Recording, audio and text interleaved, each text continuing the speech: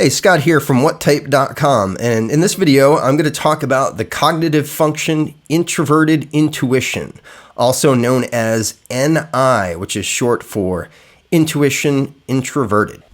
This function is most prevalent and most pronounced in INTJs and INFJs who use this function as their primary. INTJs and INFJs will use this function habitually. Their minds sort of will snap back to it like a rubber band. This is a perceiving function. So this is used to perceive the world. It's not used to evaluate information. It's not engaging the judgment centers in the brain, but rather it's sort of assessing what's there. For INTJs and INFJs, this function is sort of like water to a fish.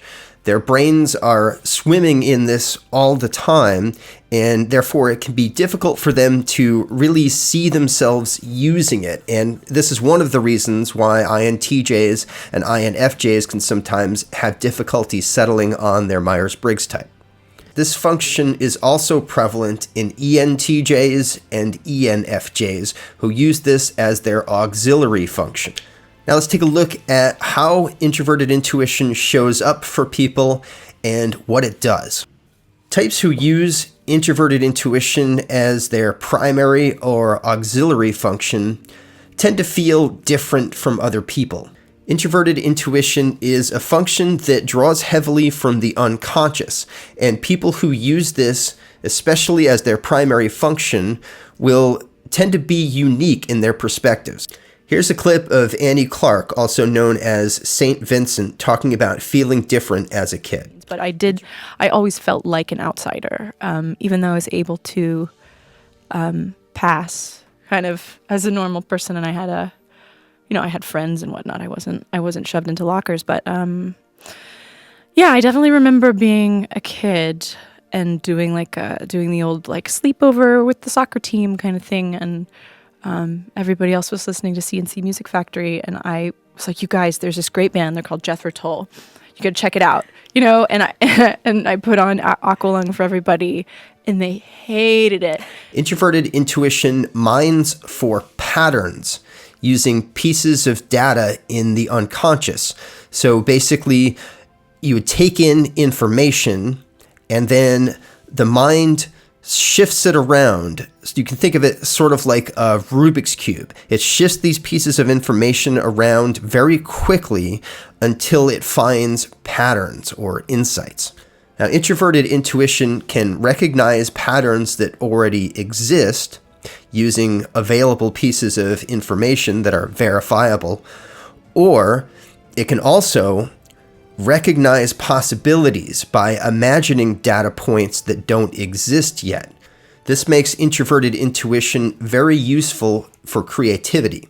Introverted intuition takes place inside the mind, detached from external stimulus, detached from the outside world.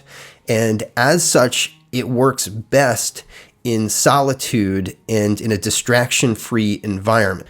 Now, being that introverted intuition takes place entirely inside the mind and isn't looking for external stimulus and is sort of disconnected from the environment, INTJs and INFJs will often have a blank expression on their face when they're using it. And sometimes other people might interpret this as them being upset or unhappy in some way when really they're just using their introverted intuition.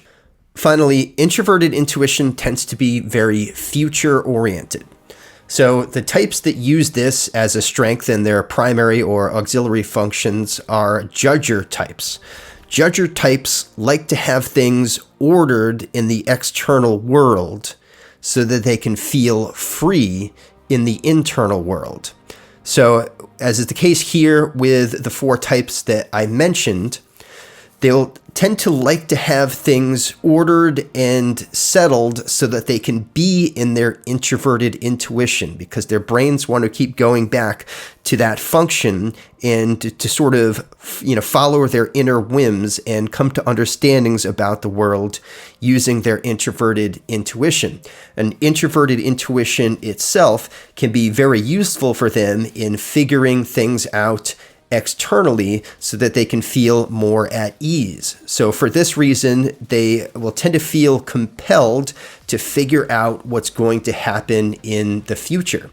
Now, here's a clip of David Bowie, an INTJ, from 1999, talking about the future of the internet. Notice how he had very well-formed ideas about what was going to happen that proved to be very accurate.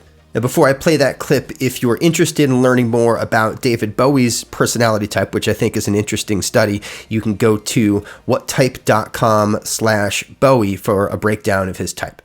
There is a breakdown. There's a personified, I think, by the rave culture of the last few years, where the audience is at least as important as whoever is playing at the rave. It's almost like the artist is to accompany the audience and what the audience are doing. You don't think that some of the claims being made for it are hugely exaggerated? I mean, when the telephone was invented, people made amazing claims for it. I know, the president, for example. The president at the time, when it was first invented, he was outrageous. He said he foresaw the day in the future when every town in America would have a telephone. Now how dare he claim like that? Absolutely absurd. No, you see, I don't agree. I think the internet, I don't think we've even seen the tip of the iceberg. I think the potential of what the internet is going to do to society, both good and bad, is unimaginable.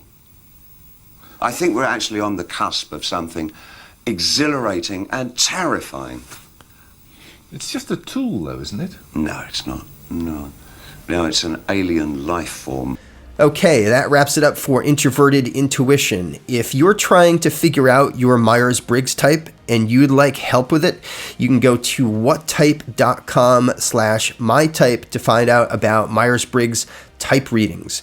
Also, if you'd like to know more about Introverted Intuition, you can go to whattype.com/ni.